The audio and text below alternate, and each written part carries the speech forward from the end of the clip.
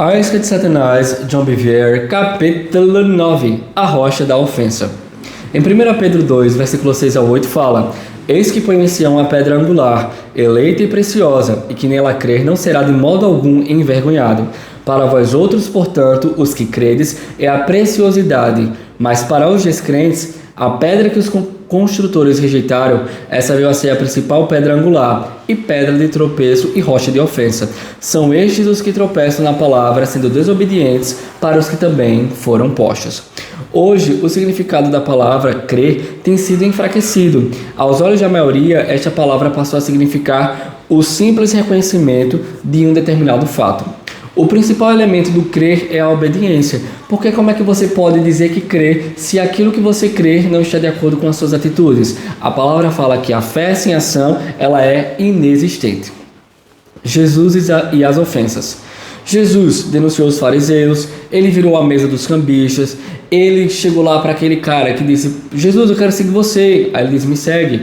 Aí ele falou: mas deixa primeiro eu sepultar o meu pai. Jesus disse para ele: deixa os mortos sepultarem os seus mortos.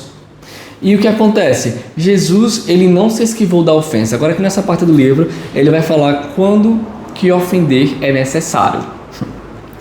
Jesus escandalizou os fariseus. Em muitas ocasiões, Jesus confrontou e escandalizou aqueles líderes, pois por eles terem se escandalizado, eles o enviaram para a cruz, eles o odiaram.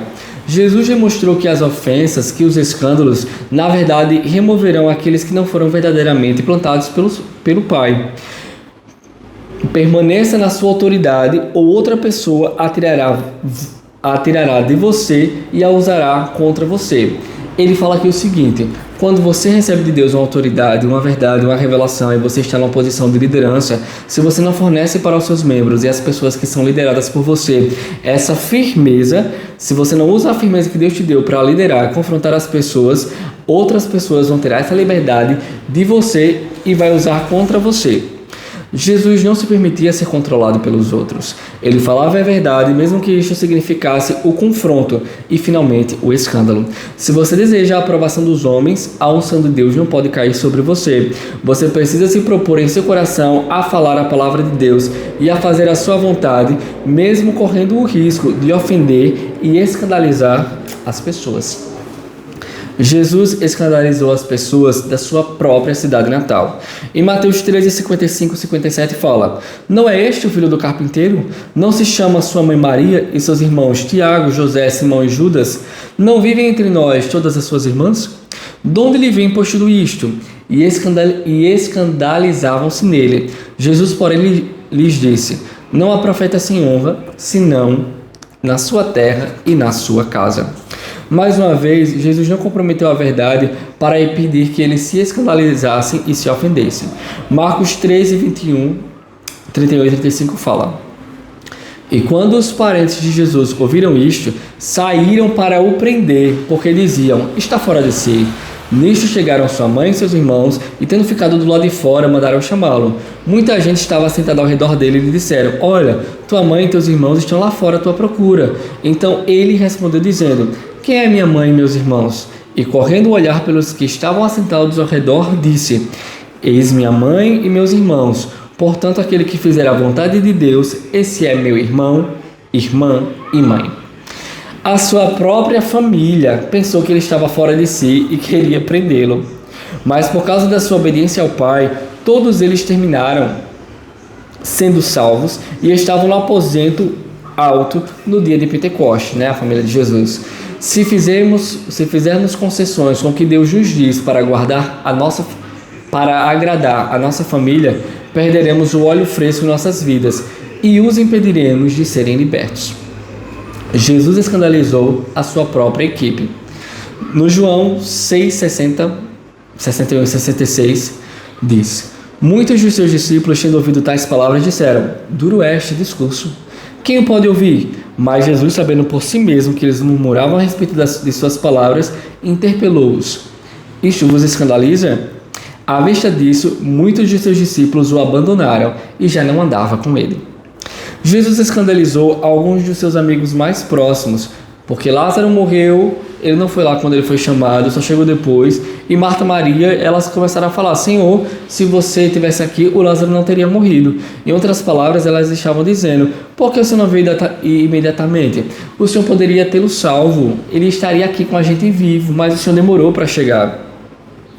É muito comum os ministros serem controlados pelas pessoas. Eles acreditam que têm de fazer tudo o que as pessoas lhe pedem, porque se não fizerem,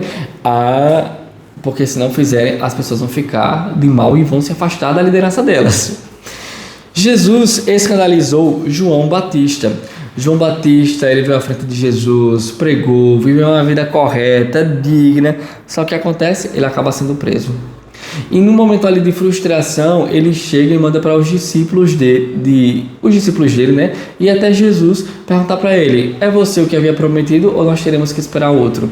E Jesus, ele começa com uma coisa assim, falando: olha, diga para ele que os cegos vêm, os coxos andam, os mortos ressuscitam, e bem-aventurado aquele que não se escandaliza comigo. Em qual momento Jesus estava falando ali sobre ofensa? Em momento algum. Na verdade, quem estava ofendido era o João Batista. Porque, poxa, eu fiz tudo certo e eu acabei numa prisão.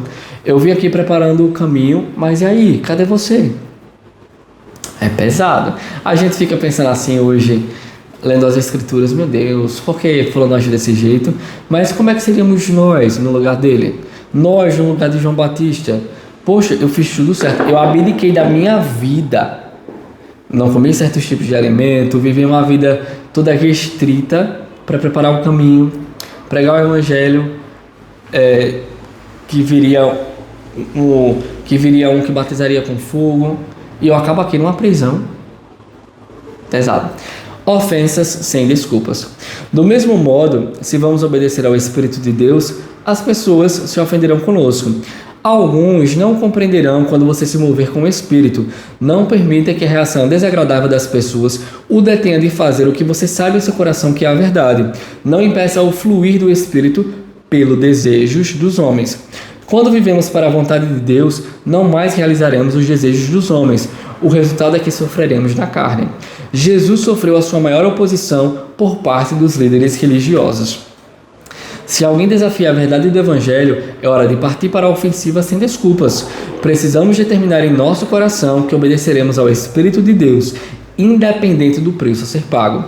Então não teremos de fazer a escolha sob pressão, porque ela já terá sido feita. Temos que nos comprometer com a palavra e não nos comprometer em agradar a todo mundo. Porque quem agrada a todo mundo acaba agradando ninguém. E a nossa maior responsabilidade e objetivo tem que ser agradar a Deus, independente do que a galera vai dizer. E é isso aí, pessoal. Sejam abençoados na prática da palavra. Valeu, partiu.